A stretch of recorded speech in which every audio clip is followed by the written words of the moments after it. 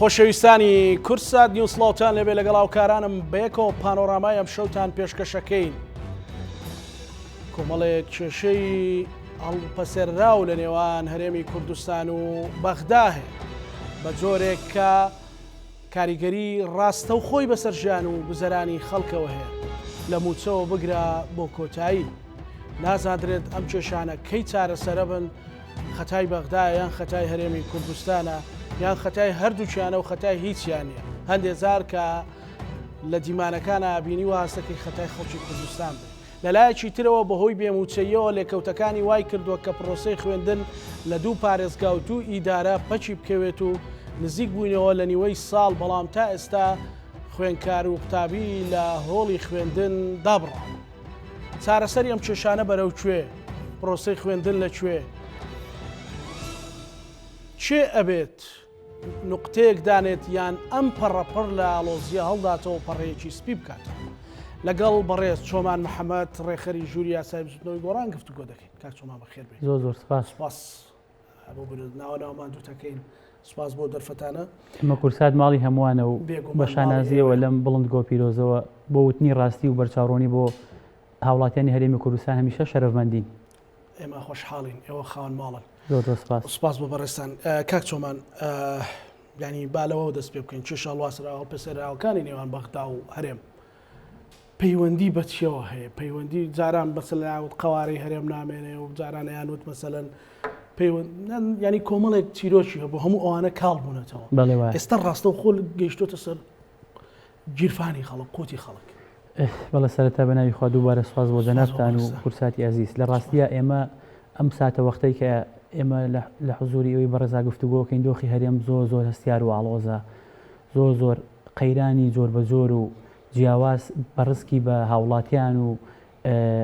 خۆشەویستانی ئەم کوردستانە گرتووە بە قەوارەکەی بە دامەزراوەکانی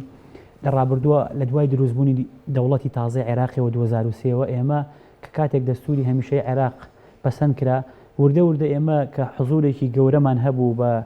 بە وجودی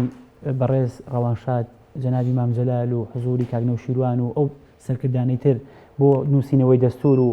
بوونی سەرۆکایەتی کۆمار کە لە دەستی کووردا بووە ئەم کێشانە کەمتر بینرا و هەست پێکراوە. بەڵام کەم ناگەشتە خەڵک، بێگومان ناگەشتە خەڵک و ناگەشتە بابەتی گیرفان و قوتی خەڵک، هەتا ناگەشتە ئەوەی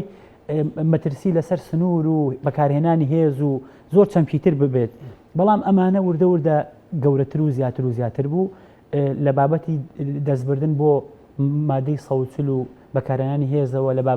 بابەتی پێشمەرگەوە، لە بابەتی مادەی سەوچلەوە، لە بابەتی گەنمی جووتیاران و ئەوە ئیتر ئەمانە کێشانە کەڵەکە بووە تا گەشتۆتە چی هەستیاترین مەوزوعی بابەتی نەوتە کە مەوزوعی نەوتیش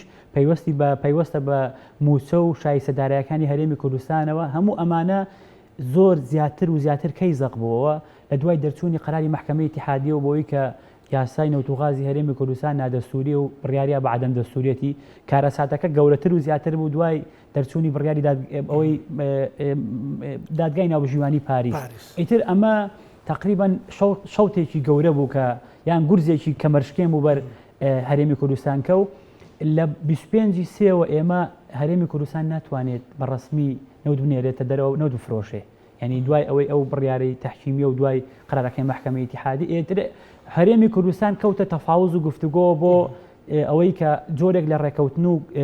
لێکتێگەشتن لەگەڵ بەغاکە. لە ڕابردووە زۆر هاوارمان کرد کاکزانە، زۆر هاوار کرات کاتان لێ ئەەکەین بڕۆن بە مەواقیفی گەورەتانەوە بە دەنگدلێری و دەنگزوڵالیتان و بڕۆن لەگەڵ بەغا ڕێبکەون. لە قۆناغێکا بەغا ڕازی بووە مانگانە 100,000 بەرمیل بین بەوان 100,000 بەرمیل. کار گەشتە ئاستێک لە 2023 لە یاسای موازنە ئێمە ئەبێ 400,000 بەرمیل بین، ئەبێ داهاتی ناوخۆ بین، ئەبێ داهاتی گومرگی بین، نیوەیمان بۆ بگەڕێنەوە. ینی بەدبەختی و لاوازیەکەمان ئەوەندە زۆرتر بوو بە زەعیفی و بە لاوازی چون ڕێکەوتنمان کرد. ینی ئەمە کە ئەگەر زووتر بە قسەی دڵسۆزان و خەمخۆرانی ئەم نیشتیمانە بکرایە لەگەڵ بەغا ڕێبکەون، بەڵغا قۆڵایی استراتیجی ئێوەیە، بەغا دراوسەی حەبیبتان نییە کە بڵێن ئەبێ بە دراوسێتان و بەغا ئەوە نییە کە ئێمە باسی ڕێکەوتنکەین ئێمە بە خاین و خۆفرۆش لە قەڵم بن، بەڵام خۆتان بچن نەک جارێ 100 جار شانیشیان ماچکەن و ڕێکەوتنیان لەگەڵا بکەن ئاسایی بێ بە خۆتان ئابم فۆرمە بەسەر چا ئەوەش واز لێ بێنە کە چون ڕێکەوتنتان کردووە ڕێکەوتنی کراوە لە بینی حکوومەتی هەرێم و حکوومەتی بەغایە ئەمە ڕەنگیاوە ناو یاسای موازنەیە ناو یاسای بوجە ئەم یاسای بوجەیە کە لە بۆ 3 ساڵ دەرچێنراوە یەکێکە لە بەڵاهارە گەورەکان کە بەسەر هەرێمی کوردستان هاو لە ئەنجامی دووری و ناکۆچی نێوان لایەنە سیاسیەکان لە ئەنجامی هەرێکی و بۆ خۆی ئیشکات لەناو بۆ یاسای موازنە لە ئەنجامی ئەوەی کە لەبری ئەوەی شەڕی شایستە و موچە و شایستەدارایەکانی هەرێمی کوردستانمان بێ خەڵکیمان سەرقاڵ کردبووی ئەرەوە پاشەکەوتی موچە ئەگەڕێنەوە نەوەڵا لە ساعت 10 و نەوەڵا لە ساعت 12 و یعنی کەوت بۆ مزایدەیەکی زۆر بێمانە زۆر شتی ئەساسیمان بیر چوو بوو لە نمونە خەرجی فعلی ئەم خەرجی فعلی کە ئێستا قوڕقڕاگەی هەرێمی کوردستانی گرتووە یعنی زۆر بابەتی تر کە ڕقم و ژمارەی حسابی یاسایی و ئیداری و مالین کە بەسەر ئەم فراکسیۆنە تێپەڕیەوە بەسەر وەفدی ئەوە تێپەڕیوە ئەم یاسای دەرچێنراوە ئێستا گەشتۆتە ئاستێک ڕێکەوتنەکە بۆ چەشنەیە تۆ 400,000 بەرمیل بی بەبەخە داهاتی ناوخۆبەی ببەخە لەگەڵ داهاتی گومورجیە و لەگەڵیشە ئێستا حکوومەتی عێراق لەگەڵ حکوومەتی زۆرگرم مەوزوعی قەرز هاتە گۆڕێ ئەم مەوزوعی قەرزە لە ڕاستیە ئەمە لەو پەڕی لاوازی و دەستبردن بووە بەوەی کە هاڵێ دەست ئەبێ بۆ چڵەپوشێکە بۆی منفەزێ بدۆزیتەوە ئەینا مەوزوعی قەرز ئێمە لە ڕابردووش هاوەرمان کردومە پینەوە پەڕۆیە کاکزانە ئەمە چارەسەرێکی کاتیە ئەوە تا حکوومەتی عێراق 3 مانگ موچەی نردووە بۆ 300 ملیاری نردووە ئێستا بڕیار وایە دوی نردووە بڕیار وایە سێم بنێرێکە کە ئەمە موچەی مانگی نۆ هی هەرێمی کوردستان موچەخۆران دابەشەکرێ هەر لەو کاتێک کە بڕیاری 300 ملیارەکە درا هاوەرمان کردوتمان کاتتان لێ ئەەکەین ئەم بابەتە چارەسەری کاتی و ئانیە فریای دوای 300 ملیارەکە بکەون فریا بکەون بڕۆن هەنگاو بنێن بۆ چارەسەری ڕاستەقینی ئەم بابەتە تکایە بە هاوڵاتیانی هەرێمی کوردستان موچەخۆران نەبن بە بارمتە و ململانە و دەستبادانی ئێوە حکوومەتی عێراق ئێوە خەمخۆرانە هەوڵی جدی خۆتان بن ئەمە ئێستا ئەوە تا ئەمە گەشتی نەکوێ گەشتینەتە ئەوەی 27 مانگ دوایین ڕۆژی دابشکردنی موچە بووە 27 یانزە لە عێراق تا ئەم بەروارە بۆچی ئەم 700 ملیاری ئاخیر نەگەشتووە گرفتەکە لەکوایە ئایا بۆ بەڕان و ڕاشکاوی بە هەوڵاتیانی هەرێمی کوردستان ناوزێت کەس نازانێ ئایا ئەمە کێ هۆکارە ئایا بەخایە ئایا حکوومەتی هەرێمی کوردستان ئەم پارە بۆ تەخیر بووە خەری ژووری یاسای بزوتنەوەی گۆڕانکات بەڕاستی خەمخۆرێک بە دوواداچوونت کردو مەسەلەن بڵێ بۆ شتێک بە خەڵک بەڕاستی من زۆر بە وردی بە دوای ئەم بابەتەوەین زۆر بە دوواداچوونمان کردووە من خۆم نەگەشتومەتە هیچ زانیارێکی دروست ئایا پەیوەندی بە بەخاوە هەیە و ڕەبتی بەوە هەیە ژمارەیەک داتایەک شتێکیان نەناردبێ تا ئێستا ڕوون نییە بۆچی ئەم 700 ملیارە کە بڕیار وایە بۆ مانگی نۆ بۆ بەدبەختی و ینی ماڵ و هێرانی موچەخۆرانی مانگی نۆ بدرێت کە ئێمە لە مانگی دوانزین بۆ تەخیر بووە کە تا ئێستا وەڵامێکی ڕوون نییە بۆ ئەم بابەتە باشەوە گریمان تاکید ئەبێ بێت ئەم 700 ملیارەشیە ئەی کاکزانەی بەڕێز مانگی 10 و 11 و 12 چی لێت ئەی بەڕێزینە پێمان بڵێن ئەم دەست دەکەوتەوە مەسەلەن بڵێ ئەمە گرفتەکە لە بەڕاستی من تا ئێستا نازانم زۆر ئەوێت ئەوە ڕێکارەکانی تەواو بووەوە ئیجراتەکانی تەواو بۆ ئیمزا کراوە کە ئیتە سەر ئەرزی واقع بۆی بچێتە سەر ئەژماری حکوومەتی هەرێمی کوردستان و دەست بە ئیجراتەکان کرێ هیچ شتێک نابینی لەسەر ئەرزی واقع بۆی ئەمە پێویستی بە جوهد و هەوڵ و هێنانە سەرخەتی زیاتری حکوومەتی هەرێم و کاستەکانی تر هەیە گریمان درەنگ بیانزوو ئەم 700 ملیارەیە گات کاکزانە ئەی ئێمانکانی تر چی لێیە ئەم سێ مانگەی کە بریتە لە 9 لە 10 و 11 و 12 تۆ پێ چی لێ من بەخدا ئەم سێدانەی بەو شێوە ناردبێت هیچی تر بنێرێ ئەو گرفتی چارەسەرکردنی شایستەدارایەکانی هەرێمی کوردستان کاکزانە زۆر قوڵترە لەوەی ئێمە تەسەوریەکەین چکە ئێستا بۆ جەناب و بینەرانی شەڕوونەکەینەوە ئەم مەوزوعە بۆ حەل نابێت بۆ ئاوا سستی تیاکرێ لە ڕابردووە هاوارمان کردوتمان فەرمونون بەڕێزینەوە 3 مانگتان وەرگرت بەسەر چاو دەرەچێکتان دۆزیوەتەوە بە مۆزعەوە ئەچن فریای 3 مانگەکەی ترکەون کە 10 و 11 و 12ەیە ئەگەر ئەمەش ناکەن کە چارەسەری کاتی و پینەوە پەڕۆیە بڕۆن دەست برن بۆ حەلە جەزریە ڕاستەقینەکە کە هەموار یاسای بودجەیە باشە بەڕێزینە ئێوە زان لەکەیەوە یاسای بودجە کەوتۆتەکات ئەم بابەتە ئێوە ئایا حکوومەتی عێراق کەم تەرخەمەیان ئێوەن بۆچی پرۆژه یاساتان بۆ ئەم بابەتە حازر نەکردو ئەگەر بەخایە کە من پێم وایە بەخاش جددینی لە حەلکردنی ئەم بابەتە ئێستا ڕوونیەکەینەوە بۆ بەڕێز ئەی ئەم پرۆژه یاسای بودجەیە بۆ حازر نەکراوە بۆ کە پێمان نایە ساڵی 2024ەوە ئیدامەی قەیرانەکانی 2023 و 22 نین چونکە تا ئەم ساتە وەختە قەیرانەکانی 2022 مان یا بە 3 21 مان یا بە 2 ئایا 23 و ڕابردوش ئەینەوە بە ساڵی تازەی 2024 تا ئەم ساتە زاهیریەن مەوا و دەرەجەیەکی دڵخۆشکەر نییە کە پێمان نایە ساڵی تازە بڵێنەوە ئومێد دەکەین ساڵی تازە ساڵێکی خۆشگوزەرانی و ئەوە بێ چکە ئەبوو هەنگاوەکان زۆر بە چڕووپڕی بۆ هەمواری یاسای بودجە بۆ دەرهێنانی خەرجی فعلی ئەوەی کاڵێن خەرجی فعلی لە ناو یاسای موازە ئینفاقی فعلی ئەمە دەربهێنری لە یاسای بودجە لەگەڵ کۆمەڵی بڕگەومادی ترە ئەم بابەتە ئەبوو پێش سەری ساڵم بابەتە حەلکرێ باشە ئەوە کە حەل نەکراوە ئەچیتە ساڵی تازەوە کاکزانەی بەڕێز ئەزانی کەی پەرلەمانی عێراقەوە بێتەوە نۆ یەکۆی بوو کەی خاتە بەرنامی کارەوە کەی دەنگی لەسەرەیە تۆ پێت وایە ئەم بابەتە وەک چۆن لە ڕابردووە چ مناقەشە و فەوزایە دروست بوو گریمانە ناکرێ بۆ هەمواری یاسای بودجە ئەو فەوزایە دروست بێ ئەو ڕێگریە دروست بێ ئایا هەموو لایەنە شیعەکانی عێراق ئەو هاوسۆزیان هەیە بۆ هاوڵاتیان و موچەخۆرانی هەرێمی کوردستان ئەی فراکسیۆنە جیاوازەکان ئەی حزبەکان ئەی یەکێتی ئەی پارتی هەموو لایەنەکان ئەی ئەو دەسەڵاتدارانەی کە سەرۆکی کۆمار و جێگری سەرۆکی پەرلەمان و ئەوانە چیتان کردووە بۆ کەمپینی کۆکردنەوەی دەنگی حزبە سیاسیەکان لە ناو پەرلەمانی عێراقا حزبە سیاسەکان گفتوگویان لەگەڵا بکەن کەمپینێکتان حازر کردووە فشاتە پشتیوانی نێودەوڵەتی بۆ ئەم بابەتەکە بۆ ئەوەی کێشە و شایستەدارایەکانی هەرێمی کوردستان نەبێ بە ئامرازی ململانەی نێوان هەرێم و بەغا چیتان کردووە بۆ ئەم بابەتە کە تا ئێستا بەرچاو ڕوون نییە بەڕاستی کاکزانە ینی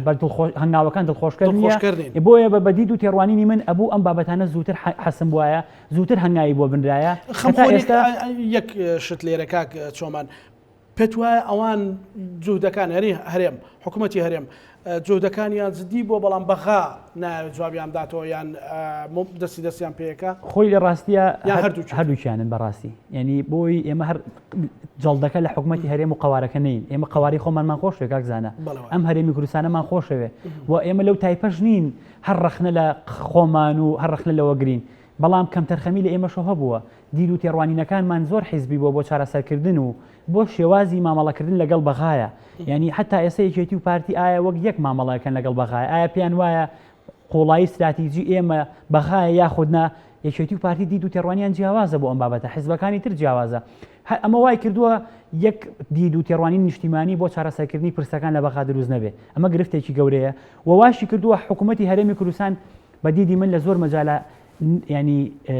ئەبواە جدیتر بواە پەرۆشتر بواە بۆ حلکردنی بابەتەکان بووین و بەڵام بەغا جواب ناداتەوە خۆی بەشێکی ئەوەی کە لە ڕاستیە ئەمان خۆیان اتفاقیان کردووە ئێستاش ئەو قسەی بە چاوی ئەو چاودێری سیاسی و بەرنامە و تەلەڤیزیۆنانە دادرێتەوە کەوترا با لەگەڵ بەغدا ڕێکەوین هەموو شتێک چارەسەر بێ ئەڵێنەوە تا هەموو شتێکمان تەسلیم کرد هەر بەڕاستی هەموو شتێکیان تەسلیم کردووە تۆ پێ دوایە ئەگەر هەرێمی کوردستان ئێستا 400,000 بەرمیلی ڕادەست بکردایە هەموو خەڵکی کوردستان لە پشتیان نەبوو یان کاکە زەحمە نەبێلانی کەم پارەی و 400 ملیارە بێنن ئەو 400,000 بەرمیل لەوتە بێنن خۆی گرفتێک هەیە ئێمە بێ متمانەیەکی یەکجار گەورە لای هاوڵاتیانی هەرێمی کوردستان کە ممایی دڵژانەکە کە هاوڵاتیانی هەرێمی کوردستان بڕوایان بە لێدوان و بە داتا و بە قسەکردنی حکوومەتی هەرێمی کوردستان نییە کە ئەمە مایەی خەمێکی زۆر گەورەی کاکزانە کە هاوڵاتی بگاتە و ئاستە لەگەڵیشە حکوومەتی هەرێمی کوردستان ڕێکەوتنێکی کردووە لەگەڵ حکوومەتی عێراق و بووە بە یاسا لە ناو قانونی موازنە ئاخر خۆ تۆ ئەڵی 400,000 بەرمیل ڕادستی عێراقەکەم ئێستا 85,000 ئەوی لە ڕێی کۆمپانیای کار و ئەوانە و تەسویەکرێ بۆ داهینی ناوخۆی باشە ئەم بابەتە مەوزوعی نەوت یەکێکە لە گرفتە هەرە ئەساسیەکان بۆ ئەوەی کە بەغا و هەرێم نەگەڕنە حەلێک گرفتی ئەمەش چییە کرۆشی ئەم بابەتە کاکزانە ئەو گرێبەستانەیە کە حکوومەتی هەرێمی کوردستان وەزارەتی سامانە سروشتەکان کردوێتی باوەڕکە ئەوەندە بێویژدانی و ینی نەعادالەتی گەورەی وای تایە ئینسان دڵی ژانەکە ئێستا هەر بەرمیلێنە و تێچووەکەی لە 157 ئەڕوا بۆ کۆمپانیاکان بەغاڵێ ئەم شتانی ئێوە کردوتانە زۆر نامۆیە بە گرێبەستی نەوتی ئەم شتانی ئێوە کردوتانە ئێمە ناتوانین بچینە ژێرباری ینی ئێستا کۆمەڵی حکوومەتی هەرێمی کوردستان کۆمەڵی پابندی تعاقودی ینی گرێبەستی لەگەڵ کۆمپانیا نەوتیەکان و ئەجنەبیەکانە هەیە ینی نازانێت چی بکە محەیەرە بەڕاستی نازانێت چی بکە بۆی کە ئەگەر ئەم بابەتە چکۆل بەپێی قانونی بڕیاری محکەمەی ئیتیحادی قەرارەکەڵێ پێویستە پێداچوونەوە بە هەموو ئەو گرێبەستانە بکرێ ئەم پێداچوونەوە ئێستا یەکێک لە گرفتەکانی نێوان وەزارەتی نەوتی عێراق و وەزارەتی سامانە سروشتەکان یان حکوومەتی عێراق و حکوومەتی هەرێم ئەبێ چۆن پێداچوونەوە بەم گرێبەستانە بکرێ ئایا ئەو ڕێی کە دیاری کراوە لە 150 بڕوا بە تێچوون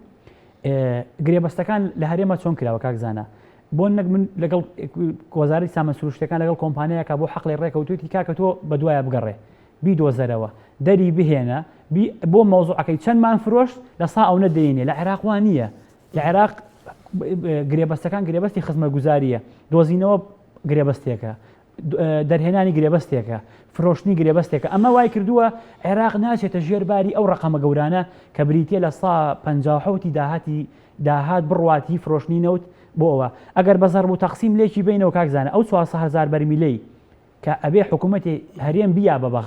بەخا زۆر زیانمەند دەبێ بۆیە لە ڕاستیە کەم تەرخەمیەک هەیە لە پشتلێکردنەوە و خەمساردیەک هەیە لە بەخاشەوە کە بە ئیسراحەت ئەڕوا بۆ ئەم بابەتە بۆ ئەوان کێشەی نییە چکە ئەڵێ من ڕێکەوتم لەگەڵا کردی بە پێی قانونی موازنەوە لە قانونی موازنە جێگیر کراوە و بێر پێداچوونەوە بە گرێبەستەنەوتەکان بکرێ و لە ڕاستیشا حکوومەتی هەرێم لە سکاڵا و داواکانی کۆمپانیا ئەجنەبیەکانە ترسێت چکە بەشێکی زۆری ئەم گرێبەستانە بەندێکی تایە کە بێت داوا تۆمار کرد لە دادگای لە هینێکی بەریتانیا دادگایکی بەریتانیا کە بۆ منە لە ڕابردووە دانەغازمان بینی داوای تۆمار کرد حکوومەتی هەرێم بە پەلە کەوتە ڕێکەوتون تەفاوز لەگەڵیا جا حکوومەتی هەرێم ئەترسێت لە ئەگەر جۆرێک لە ڕێکەوتن کا بەبێ مڕاعاتکردنی ئەو مافوشایی سەدارانی کۆمپانیەکان ئەترسێت تووشی تانە و سکاڵە ئەوانە بێتەوە لەبەر ئەوە حکوومەتی عێراقیش نایەتە ژێربار بۆ چارەسەرکردنی ئەم تێچووی خەرجی دەرهێنانە کە پێویستەکە ئەبووە زووتر ئەمە بکرایە بۆیە کێشەکە ئاوا بە هەڵواسرایی ماوەتەوە تا مەوزوعی نەوت و شایستەدارایەکانی کۆمپانیا ئەجنەبیەکان حل نەکرێ بەڕاستی کاکزانە ڕێکەوتنی چارەسەری ڕیشەیی بۆ هەناردنەکردنی نەوت و بۆ تەسلیمکردنی 400,000 بەرمیل زۆر قورسە تاکو هەمواری یاسای وەسەر نەکرێتەوە بێگومان ئەوە باسمان کردە هەمواری یاسای موازنە یعنی یەکێک لە ئەساسیەتەکانی دەرەچەکەیەوەیە تۆ ئینفاقی فعلی دەرێنی لە بابەتی موچە ئەوانە کە لە ڕاستیە بێوجدانێکی یەکجار گەورەشی تیا و ئینفاقی فعلیە دەرحەق بە هەرێمی کوردستان چکە ئەم ئینفاقی فعلیە بەس بۆ سێ پارێزگاکەی هەرێمی کوردستانە یان بە هەڵابجە شۆکە تا ئێستا بەڕسمی ناسێنراوە لە کاتێکە هیچ پارێزگایەکی تری خوار و عێراق ئەم مامەڵە ئینفاقی فعلی لەگەڵا ناکرێت کە ئەمە ستەم و نادادیە دەرحەق بە هەرێمی کوردستان نەکرێ ئەی حکوومەتی عێراق ئەم قسەیە بە نەڵێن هەر ڕخنە لە کێتی و پارتی و حکوومەتەکەی خۆمانەگرین ئەم بێویژدانی وستەمە ئەبینرێ ئەی بۆ زوو بەسوو هەنگاو نانرێ بۆ دەرهێنانی ئینفاقی فعلی لەناو یاسای موازنە کە خەمساردی و کەم تەرخەمی لەلای ئەوانیشەوە بینرێت بەڵام ئەم بابەتە ئێمە احتیاجی ئەم چارەسەرکردنی ئەم بابەتین کاکزانە ئێمە پێویستمان بە هەمواری یاسای بودجەیە ئێمە پێویستمان بەوەی منفەزیە بدۆزینەوە بۆی موچە دەربێنی لە ململانی نێوان هەرێم و بەخا ئەوە هەرێمی کوردستان و حکوومەتی هەرێمی کوردستانە پێویستی بۆیەتی بۆ ئەگەر بەخا خەمساردیەک یان پشت لێکردنەوەیەکی هەبێ بۆ چارەسەرکردنی ئەم بابەتەکە ئەبێ متحەمیز بین ئەبێ خەمخۆر بین ئەبێ پشودرێژ بین ئەبێ لە جیاتی جارێ 100 جار بچینە بەغا ئەبێ نەک تەنها وەزیرەکانمان ئەبێ یەکێتی و پارتی لەسەر ئاستی حیزبی بڕۆن ئەبێ ڕێگەی دیبلۆماسی بەکاربێنن ئەبێ مراعاتی زۆر شتیتر بکرێت لەگەڵ حیزبە سیاسیەکانی ترا بگەنە تەفاوز یعنی ئەم بابەتە ئێمە احتیاجی چارەسەرکردنی یاسای موازنەین هەمواری یاسای موازنە بە تایبەتی چکە بەسەرمانە تێپەڕی پێتوانێت چاوەڕوانیەکەیە بۆ ئەوەی کە هەم یاسای نەوت و غاز دەرچێ و هەمیش هەمواری یاسای بودجە بکرێتەوە شتەکانیان هەموو داوەتە تا ئەو کاتە ئەخر خۆ ینی بە بن بەس گەیشت بێ مەوزوعەکە زۆر ئاڵۆزە کاکزانە ینی تۆ هەر بیتە دەست خەدەر بڵێ ئەوەی چاوەڕێکن یاسای نەوت و غاز لە پەرلەمانی عێراقەوە دەرچێن بابەتە ئاسان نیە کاکزانە ینی زۆر قورسە یعنی یاسای بەدید و تێڕوانینی من کە سەی دۆخی عێراقەکەم سەی ئەجوایی پەرلەمانەکەم سەی ململالی نێوان کورد و عەرەب وەکو حکوومەتی عێراق و ئەوەکەم حتا یاسای موازنە ئەهوەنترە بۆ دەرچوان و هەموارکردنەوەی وەک لە قانون نەوت و غاز چکە مەوزوعی نەوت و غاز زۆر هەستیارە مەبادی بڵین هاوکێشی ئیقلیمی تێکەوێ سەفەقاتی گەورەی تێکەوێ حتا ینی بابەتێکی مەوزوعی غاز زۆر هەستیارە مەوزوعی نەوت چۆن معالەجەکرێت کە ئەو پرۆژە یاسایی کە بۆ ئامادە کراوە بۆ یاسای نەوت و غاز لە عێراقا ئەگەر بە شێوەیەکی عەقڵانی مامەڵی لەگەڵا نەکرێ والله ئەوەی تر هەرێمی کوردستان لە قاڵ بدرێت یعنی ئەوە ئەمە مەترسیەکە بێ ئاماژەی پێ بدرێت ئەگەر ینی کە لە ڕابردووە بەڕێز بابڵتاڵەوانی وە بزانم بەشداری نوێنەرایەتی یەکێتیە کرد بەشداری کۆبوونەوەیکی لوتکە کراوانە ینی ئەم بابەتە زۆر جددیە زۆر هەستیارە کە ئەگەر فریای ئەو بابەتە نەکەوێت بەڵام ئەوەی کە ئانی بێ بۆ ئێمە مەوزوعی ئەوە مەوزوعی یاسای موازنەیە چۆن حەلیەکەی چکە کاکزانەی بەڕێز ینی ئەم مەوزوعی موچە و بودجەیە بە جۆرێک لێکەوتە و کاریگەری جێهێشتووە کاریگەری خستۆتە سەر کلیکردنەوەی دەرگای قوتابخانە و داخستنی کاریگەری خسۆتە سەر جوڵەی بازار سەر پرۆژەکان کاریگەری خسۆتە سەر قوت و گیرفانی هەر هەمومان کاریگەری خسۆتە سەر باوەڕ فەرم و ئێستا لەوانەیە هینیتیانە مناڵی 5 ساڵ و 6 ساڵیش بەردەوام لەگەڵ دایک و باوک و کە سوکاریان هینی ئەو کارەکەی موچێت ئەیکەی مامۆنی دۆخێک خوڵقاوە ئێستا هەمومان وابەستە و جیرۆدەی ئەم مەوزوعی هاتنی بودجە و ڕێکەوتن و ئەوەی کەەوە ئێستا ئەجوعاکە بینی لە سلێمانیەکە لە هەموو هەرێمی کوردستان و بە تایبەتر ئەم زۆنە کاک چۆمان مەسەلەن ئەوە جاران تا ئەو کاتانە ئێستا تەڵەبا تەنانەت ماندوو بوو بۆ ئەوەندی بخوێنێ ئێستا ئەوتە هەمومان بە چاوەڕوانی ئەوەن کە هەم دڵی مامۆستا خۆش بکرێت و هەم خوێنکاری بچێتەوە هۆڵەکانی خوێندن پێتوانی ئەمەش بەڕاستی زەربێشی گەورە لە بنیادی کۆمەڵایەتی ئەو دەڤەرانەدا ئەسڵەن ینی ئێمە یەکێک لە ئەساسیەتەکانی بنیای تەحتی لە هەموو دنیاشە بابەتی خوێندن و دیراسەیە ینی کە تۆ ئەوە حاڵی دیراسە و خوێندن و داخستنی دەرگای قوتابخانەت بێ ینی ئەمە ینی لە ڕاستیە کارەساتی زۆر گەورە خوڵقێنەکە زانەکە من پێم خۆشە ئێوەی بەڕێزیش وەکو ڕۆژنامەنووسێکی ورد و بەتوانە تحقیق و لێکۆڵنەوە لە ئەوە بکەن ئەگەر خوێندکار نەچێتە قوتابخانە و نەخوێنێ و پەروەردە و زانست پەروەردە و فێرکردنی پێنەوترێت ئەڕوا بەرەو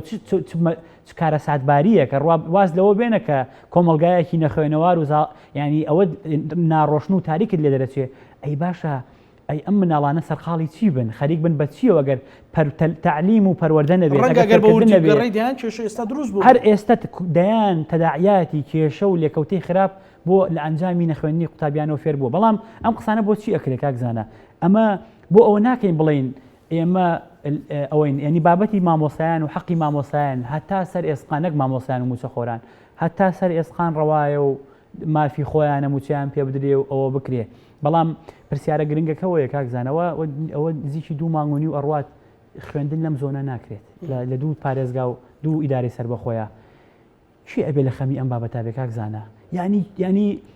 پرسیارەکەم ئەوەیە ینی هەر لەبەر ئەوەی ئەگەر ئەو دابەشبوونە جوگرافیەشە بێ ئەم قسەی دیفاع نییە لە یەکێتی هجوم بێ بۆ پارتی ئێمە حەقی خۆمانە بڵین حکوومەتی هەرێمی کوردستان ئایا تۆ نابێ بە یەک چاوسەی هەموو قوتابخانە و قوتابیانی خۆتکەی چی کراوە بۆ ئەم بابەتە چی کراوە بۆ ئەوی ئایا دانیشتن کراوە لەگەڵ نوێنەری مامۆسایانە ئایا بان کراون گفتوگویان لەگەڵ بکرێ ئایا بان کراون شەرحی ئەم بابەتە کرێ ئەی وەزیری پەروەردە هاتووە گفتوگۆ لەگەڵ ئەم بەڕێزانە بکە ئیدامدان یان هێشتنەوەی ئەم دۆخە ئابەم شێوەیە کاکزانە ینی بەڵای گەورە بە دوای خۆیانە ینی واز لەوە بێنە سیستەمی خوێندن لەوانەیە بەرەو سقوت و ئەوە بڕوە بەڵام ئیشکالەکە ئەوەیە ینی نەعەدالەتەکە بە چەشنێکە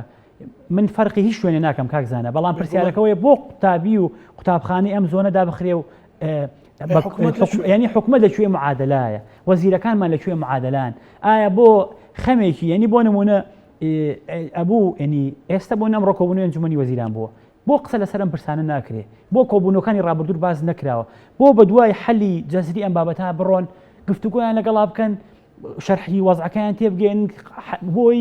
ئیقناعێ دروست بێت بە دوای داواکاریەکانیان نابڕۆن ئەمە هێشتنەوەی ئەم دۆخە باوان نەکەوێتەوە وەکو کارتی فشار و ململانەی سیاسی نێوان حیزبەکان بەکاربێنێت کاکزانە یعنی ململانەی حیزبەکان بگاتە ئاستێ ڕۆ بچێت بۆ قوتابخانە و داخستن و کردنەوەی دەرگای قوتابخانە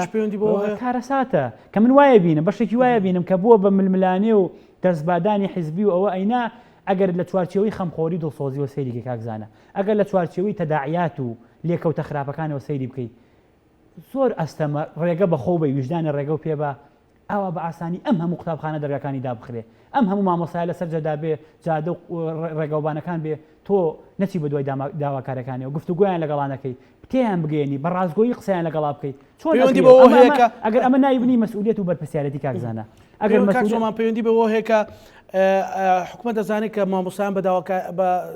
بەو دانیشتنە ڕازی نابن یاخود ڕێگەی تر هەیە کە بتوان ئیقناعی مامۆستا بکەن ئەگەر تۆ بتەوێت گفتوگۆ بکرێ و بتەوێت هەوڵی چارەسەری ڕازگۆیانە بدرێت من پێم وایە دەیان منفەزەیە دەیان دەواازە هەیە تۆ بگەی بە دڵی مامۆسایانی ناڕازی و بە دڵی خۆپیشاندەران و بە دڵی بەڵام ئەگەر بتەوێت بە ڕازگۆیی بتەوێت بەڵام ئابەم فۆرمەی کە ئێستا هەیە ینی من پێم وایە خەمساردیەکەیە و بەڕاستیش ینی ئەوەی کە هەر بوتێت لە ڕابردووە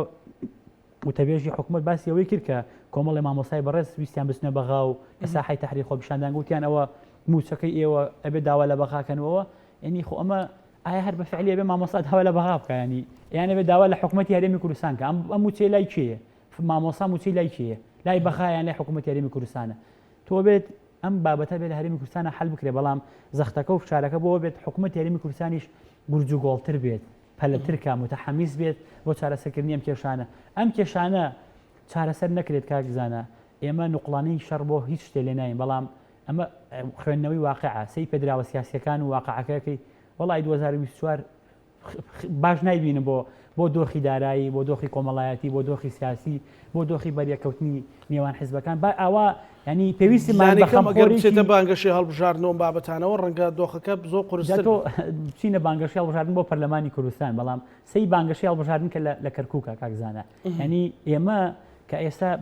بەرەو ئەوە ڕۆین هەژدەی 12 ئینتخابات لە کەرکووک ئەو ناوچە جێناکۆکانە و ئەنجومەنی پارێزەکانی خوار و عێراقا بکرێت ینی ئێمە لە ڕابردووە هاوارمان کرد تکایە با هەمومان بەیەکەوە لیستە کوردستانیەکان بەیەکەوە لانی کەم زۆربەی حزبەکان بەیەکەوە یەک قایمەمان هەبێ بۆی ئێمە شەڕی ئەم جارەمان شەڕی قەومیە کاکزانە شەڕی قەومیە بۆی بتوانین ئەو طبعاً وەکو ئیستیفتا وایە ئەوەی کە لە واقع بە واقع لە کەرکووک هێنراوەتەوە سەپێنراوە بەسەر کەرکووکە با بە شەرعەتی دەنگان و ئینتیخابات نەیسەپێنی بەسەریا بەرجێکی قانونی و شەرعی بەسەر سواغنەی هاوارمان کردووە یعنی ئەم قسەیە بۆ مێژوو ئەوترێت کە لە ڕابردووە ئێمە لەو گفتوگۆ و تەفاوزانی کە گفتوگۆمان کردووە لەگەڵ یەکێتی لەگەڵ پارتی لەگەڵ حیزبە ئیسلامیەکان ینی لە ڕاستیە یەکێتی متەحەمیستر بوو بۆی بە یەک دید و تێڕوانی بە یەک ئەوە لەلایەنە سیاسەکان کۆ بکاتەوە ئەمە دیفاعنی لە یەکێتی ئەمە بۆ مێژوو ئەوترێت بەڵام ئێستا گەشتۆتە ئاستێک تۆ پێ وابێت ینی پارێزگارێکی عەرەب لە کوردێک باشتر بێ و پێ وابێت ڕێکەوتن و تەفاوز لەگەڵ لایانی شیعی و لەگەڵ تورکمان و لەگەڵ عەرەب و ئەوانە گفتوگۆ بکەی بەڵام لەگەڵ حیزبە کوردستان شەوی ڕابردوو مەکتەب سیاسیێکی لێرە میوان بووتی ئێمە زانیاریمانێوتی ئێڵێ معلومەیە کە هێزێکی کوردی لەگەڵ عەرەب و تورکمان ڕێکەوتۆ پێشوەختە ئێست لە ئێستاوە بۆ ئەوەی لە داهاتوە پارێزگار بدرێ بە عەرەب وەڵاهی من نازانم بۆ بەڵام ئەوتی ئەوم جۆبیز نەبووم بەڵام کە پسەی گفتوگۆکان و ئەجواکەیەکەی ئەوە دۆخی ئەو ناوچانەیە کە ئەمە هەر تای هەڵبژاردن نییە کاکزانە شتێکێ لە کاتی هەڵبژاردن ئەمە عیلمە پێڵەن حەملەی انتخابی خۆزگەم حەملەی انتخابی بووە ئەمە پێڵن ئێستێک شکاندن ئەمە پێڵێن لێدان لە مەبادی قەومی ئەمە پێڵێن دەستبردن بۆ هەموو ئەو کارتانی کە نابێت دەستی بۆ ببرێت خۆیەکێتیش بەشێک لە ململانەکانی ئابۆ جۆرەکە ئێستانی بۆ نمونە ئێمە لە کورساتی ئەزیزەوەین ئەم هێنانە پێشەوەی ئەم بووە بە یەکێتی و ئەو بووە بە پارتی کاکە وەڵڵا ئەمە خزمەتی حزبایەتی و کوردایەتی و خزمەتی ئەو مۆزوعە ناکە باشە ئەوە گریمان ئینتیخاباتەکرێت ئێمە بۆ لە ناوخۆمانە ڕێ نەکەوین حیزبە کوردستانیەکان هەوڵ بین زۆرینەیە دروستکەین بۆی پارێزگارێکی کوردمان هەبێ کە ئەمە ئەسەی ئەم ئەجواکەی ئەمە ئەجوای ڕێکەوتن نییە ینی بۆی ڕێبکەوین لە دوای انتخابات ینی ئەمە ئەجوایە نییە کەش و هەوایەک نییە بۆی زمینەیەک لەبار کرێت دابنیشین گفتوگۆ بکرێت زۆرینەیە دروست کرێ بۆی محافظێکی کوردمانە بێ ئەمە ئەجوای ئێستێک شکاندنە ئەمە ئەجوایەکە کە لێدانە لە هەموو مەبادی قەومیەکان باشە چێ سوودمەندە بێ کاکزانە ئەی چێ زەرمەندە هاوڵاتیان و پێکهاتەی کورد لەو ناوچانە کە ئێستا تعریب دەستی پێکردووە ئەوە وەزعی ئەوەیە باشە بۆ بەگوێی کەس ناگرن کاکزانە بۆ گوێ لە دڵسۆزان ناگرن بەرژەوەندە حزبیەکە ئەوەندە زاڵە دید و تێڕوانینی عەقلانی غایبە دید و تێڕوانینی نیشتیمانی و دڵسۆز لەم نێوەندە ئاوای لێ هاتووە ئێدەئیبینین دەرەنجامەکەی ئەبینین کە ئێمەش دیسان و نوقڵانی شەڕ لێ ناین تەمە ناکەین پارێزگارێکی دڵسۆزی خەمخۆر ئیدارەی پارێزگاری کەرکووک بە بەڵام ئایا ئابم فۆرمە قورس نییە ئابم شێوازە دەستبردن بۆ ئەم کارتانە ئایا واکات واکەوێتەوە ئێمە لە 16 کورسی 15 و کورسێکی کۆتا زۆری نەبەرینەوە بتوانین دەستی اتفاق درێژکری ئابم ڕۆحێتە ئەکرێ ئابم شێوازە ئەکرێ بەڕێزینە ئەمە لێکەوتەیە بێ ئەم ئەجووە لێکەوتەیە بێ بۆ هەولێر ئەم ئەجوایی ناو کەرکووکە لێکەوتەیە بێ بۆ سلێمانی بۆ ململانی نێوان هەرێم و بەخا لێکەوتەیە بێ لێکەوتەشی بووە چۆن لێکەوتەی نابێ ئەگەر هەر وەک حملەیەکی انتخابی لێڕوان وەڵڵا ئەمە حملەی انتخابی نییە ئەمە حملەی انتخابی نییە ئەمە سقشکان ئێستا هەرێمی کوردستان جگە لەو دەردانی کە باسمان کرد کە هەیەی بە تایبەتی مەسەلەی خوێندن و بابەتانە مەسەلەی بێموچەیی و ئەوانە بابەت پەرلەمانی نییە مثلا بەڕێزت کەسێتیی یاساییت مەسەلەن دەسەڵاتی یاسادانانینە هەیە و ماوە ڕایڵێکی باریکە کە حکوومەتی هەرێمی کوردستان کاربڕەکەریشی پێکە باشە محکەمی فیدرالیش لەسەر ئەو تانەیە مەسەلەن 26 ئەو ماگەی دیاریکرد پێت وایە ئەم وادەی دیاریکراوە توانرێ هەڵبژاردننی کوردستانی تیا بکرێت خۆی لە ڕاستە هەر بەدبەختەکە بۆ هەرێمی کوردستان لایەکەوە نییە کە مۆزۆی دارایی بێ بەدبەختەکە لە زۆر لاوەیە ینی ئێمە ئێستا بە قەرارێکی محکەمی اتحادی پەرلەمانی کوردستان هەڵوەشاوەتەوە یان بڕیادراوە بە عەدەم دەسووریەتی لە لایەکی تریشەوە بڕیادراوە بە عەدەم دەسووریەتی ئەنجومەنی پارێزگاکان ینی ئێستا لە هەرێمی کوردستانە هیچ دامەزراوەیەکی نوێنەرایەتی و شەرعی وجودی نەماوە ینی ئەوەی کە ڕەبتی خەڵک و دەسەڵات بێت حاکم و حکام بێ ئەمە نەماوە کە ئەمە نەماوە حکوومەتت کاربڕێکەرە سەرۆکایەتی هەرێمە کاربڕێکەرە ئایا ئەم کاربڕێکەرە تاکەی بەردەوام بێ ئایا ئەم قواری هەرێمی کوردستانە بەم فۆرمە ئیدامی پێ بدرێ کاک زانەی بەڕێزم قوارێ بەس خەڵقێکی ماوەتەوە ئەم قاوغە چی لەکەی چکە بەشێک لە ئەو دەسەڵات و پێگانەی کە دراوە بە قواری هەرێمی کوردستان بە بەهێزی بمێنێتەوە پەرلەمانەکەیەتی ئەنجومەنی دادوەریەتی حکوومەتەکەیەتی بەڵام بە مەرجێک احترامی انتخابات کرێت لە ینی بەردەوام ئەبدەیتی شەرعەت و ڕەوایەتی پێ بکرێت تاکە ئیدامە بەمەدرێت ئایا گریمانی ئەوە ناکرێت ئەگەر انتخابات نەکرێت لە هەرێمی کوردستانە لە ساڵی داهاتووە گریمانی خراپ ڕۆبەڕووی هەرێمی کوردستانە نابێتەوە چاوەڕوان کراوە مەسەل لەگەر محکەمی فیدرالی 26 مانگا قەراریشیدا پێت وایە لە شوبات ئاتواندرێت خۆی لە ڕاستیە دوو گرفت هەبووە بۆ مەوزوعی انتخاباتیان بابەتی کۆمیسیۆنەکە بۆەوەی عێراقەوە تقریبا حل بووە جا نازانین ئایا تانەی لێدریان چکە تانەیەکی لێدراوە کۆمەڵە گرفتی یاساییشی هەیە لە وەری کۆبوونەوەکان بە ناقانونی کراوە وای دیعاکرێت چکە حلبوسی لەسەر کار لابراوە جێگرەکە ئیداریاوە دوو فەصلی تەشریعی پەرلەمان لە بەروارێکە لە نۆی 11 تەواو بۆ ئەوان ئیدامەیان پیاوە ئەم دوو گرفتە هەیە بۆ ئەو هەموارکردنەوەی کۆمیسیۆنە بەڵام با لێگەڕێنەوە ئێستا گرفتێکی تر هەیە ویشەوەیە ئەم داوانەیە کە لە محکەمەی اتحادیە بۆ یاسای هەڵبژاردننی پەرلەمانی کوردستان ئایا لە 27 قەراری لێدرێ نازانم خوددانەوە درا هێشتا یەکلا نەبووتەوە ئایا بڕیار درراوە بۆ دەرچوونی بڕیار چکە لە سەی سایتەکەمان کردووە دانەنراوە بۆ دەرچوونی بڕیار گریمان قەرارێکی وادرا ئایا قەرارەکە بە چ میکانیزمەوێت کە من بەدید و تێڕوانینی من ئەو جۆری قەرارە تەئسیر و لێکەوتەیە بێت لەسەر هەڵبژاردن تەئسیر و لێکەوتەیە بێت لەسەر زۆرینەی پەرلەمانی لە خولی داهاتووە تەئسیر و لێکەوتەیە بێت لەسەر عەدالەتی جوگرافی ناوچەکان تەئسیر و لێکەوتەیە بێت لەسەر بابەتی کۆتاکان کە ئایا بە چ میکانیزمێک چۆن وا بکرێت جۆرێک لە دادپەروەری و جوێنە لە نوێنەرایەتی ڕاستەقینە بۆ ئەو 11 کورسێ بگەڕێتەوە کۆمەڵی قیلە و قالی جیاوازیە لەسەر ئەم بابەتە کاک زانە کە ئایا دابەشەکرێ بەسەر چەند بازنیە هەرێمی کوردستان ئایا ئەو 11 کورسێ دابەشەکرێ ئایا نەوەڵا کەمەکرێتەوە بۆ لە 11 کەمەکرێتەوە بۆ 5 کورسی هەموو ئەمانە لێکەوت تەئسیر و لێکەوتەیە بێ تەئسیر و لێکەوتەیە بێت لەسەر انتخاباتەکە کۆمەڵە قیلە و قالی ڕیوایەت هەیە ئەگەر لە مانگی دووشانەکرێت تا مانگی 6 ئەنجام بدرێت بەڵام ئەم قسەیە بۆ مێژووەکرێت ئەم انتخاباتە بۆ هەرێمی کوردستان زۆر زەڕورە کاکزانە تکایە با بە چاویلکە حیزب و سەیری نەکەین ئەگەر برایانی پارتی دیموکراتی کوردستان پێیان وایە یەکێتی عەرقەلەیە ئەوە نیە داوای کردو عەرقەلەیە ئەوانە ئەبێت دانیشین گفتوگۆ بکەین ئەبێت سازش ڕووبات ئەبێت تەفاوز ڕووبا ئەگەر ئەوەندە لەگەڵ انتخاباتان و ئەوە دەفەرموندا بنیشن بگەنە حەلێک چکە ئەگەر بابەتە حەل نەکرێ انتخابات نەکرێ کاکزانە ئەم هەرێمی کوردستانە کەوێتە زۆر بۆشایی یاسایی گەورەترەوە گریمانی زۆر شتی تر ئەکرێت ئایا هەنگاو نانرێت وەکو پارێزگا ماوەڵ لەگەڵ ئەم هەرێما بکرێت ئایا ئەم حکوومەتی کاربڕێکەرە تاکەی تەصریف ئەعمالە بێ تاکەی ڕێگەی پێدرێت تەصریف ئەعمال بێ ینی پێشبینی خراپتر ڕوئایات ئەگەر ئێمە ئەم هەڵبژاردنە لە هەرێمی کوردستانە نەکەین چکە ئەم هەڵبژاردنە هەموو وڵاتانی دنیا داوامان لێکات بە ئەمریکاتەوە بە بەریتانیاوە بە وڵاتانی ئێستا هەرێمی کوردستان ئەتوانێت بە هیچ یاسایەک هەڵبژاردن کاگەر محکەمی فیدرالی قەرارێکی بۆ نەدا خۆی ئەگەر لە ڕوانگە قانونیەکەەوە سەیریکەی محکەم بڵین لە بەردەم کۆمیسیۆنە قانونە کۆنەکە هەیە ئەو قانونی ژمارەیەکی 92 حوجار کۆمیسیۆنەکەی بەخا ئەمە ئەتوانێت بیکە بەڵام ڕاستە قانونەکەی ئەو قانونەی کە ئێستا لایەنێکێتی و لەکێتیەوە تانی لێدراوە ئەمرێکی ویلایش دەرنەچووە بۆ کۆمیسیۆنەکەی عێراق بڵێ ڕێکارەکان ڕاگرن تا حەسمی ئەمەکەم ئەم ئەمرش دەرنەچووە ئایا کۆمیسیۆنەکەی عێراق ئیدامە ئەدا بە پرۆسەکە و بەردەوامی پێەیە ئیجراعاتەکان ئایا سەقام بیرە سیاسەکە و ئاخوازێت ئایا لە هەرێمی کوردستانە بەم عەقلێت و بەم شێوەیە بکرێ بۆیە بەدید و تێڕوانینی من جۆری دەرچوانی قەرارەکە بە چ میکانیزمێ بێ کاریگەری و لێکەوتەیە بێ لەسەر هەڵبژاردننی 25/2 کاریگەری و لێکەوتەیە بێ کاریگەریە بێ بەڵام پێت وایە بەم حاڵەوە بەوەی کەتانە لەسەر کۆمیسیۆن هەیە کۆمیسیۆن بتوانێت دەست بۆ بابەتێکی وها بە کێشەتانەکەی یەکێتی یەکلانەوە تۆ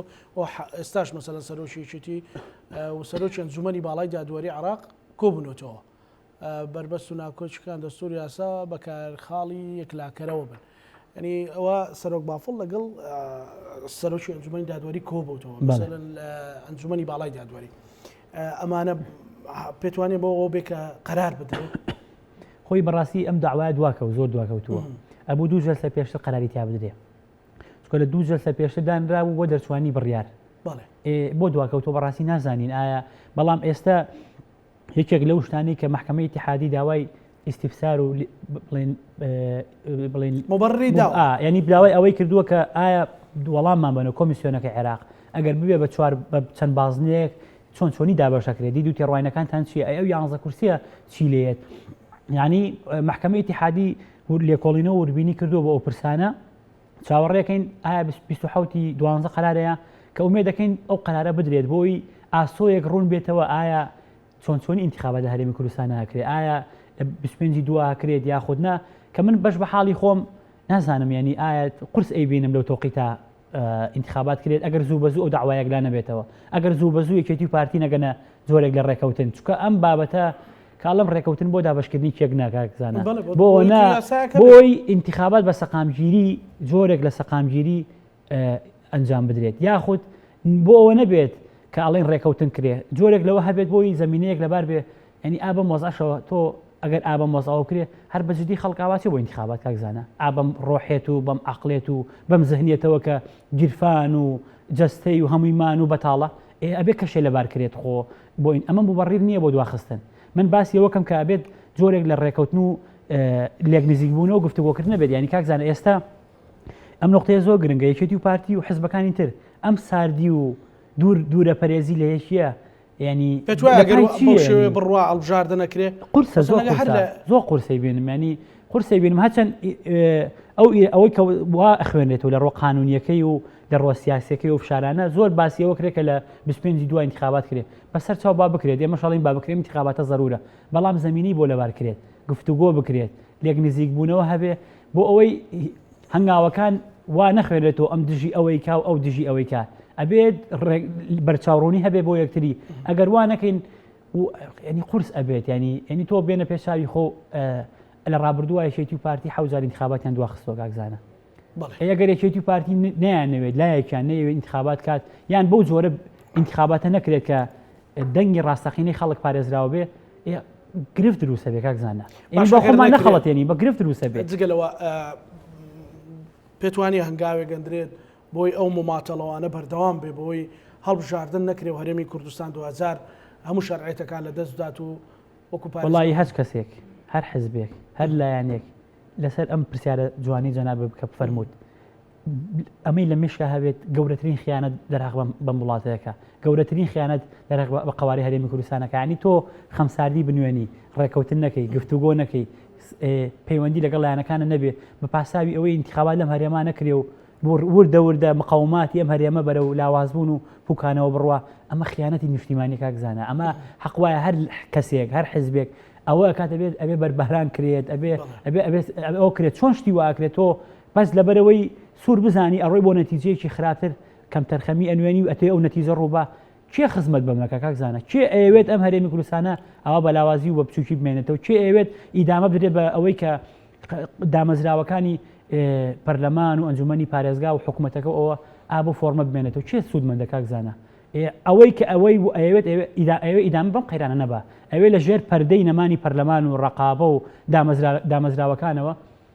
بە ئارەزی خۆیان سەبقاتی نەوت و بە ئارەزی خۆیان عیلاقات و ئەگەر بێگومان ئەگەر وانە بێ کاکزانە چێ ئەچێتە ژێرباری ئەم پاساوانە یان ئەم نیەتەی کە جەناب باسە کرد بۆیە هەر حیزب و لایەنێک لەگەڵ ئەوا بێت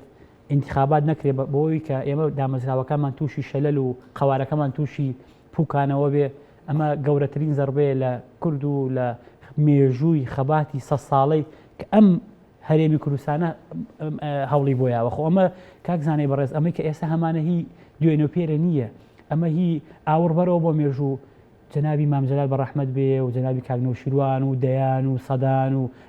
خەڵکی تر و حزب حتا بە پارتیشۆ ئەمانە هەوڵی بۆ دراوە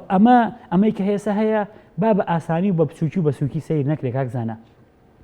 هەوڵ بین بیپارێزین بەهێزی کەینەوە ئەگەر ئەمە نەکەین بەخوا خراپتر لە ڕێمانە. زۆر سپاس بۆ بەڕێز چۆمان محەممەد ڕێخەری ژووری یاسایی بزوتنەوەی گۆڕان. سپاس بۆ ئێوەی بەڕێز و هەمیشە سەرکەوتوو سەرکەوتوبی زۆر سپاس. نێرانی خۆشەویست لەگەڵ هاوکارانم بێکەوە پانۆڕامەمان پێشکەشکردن ئەم وڵایەکتان ئەمانەتی خوای گەورە بن خواتان.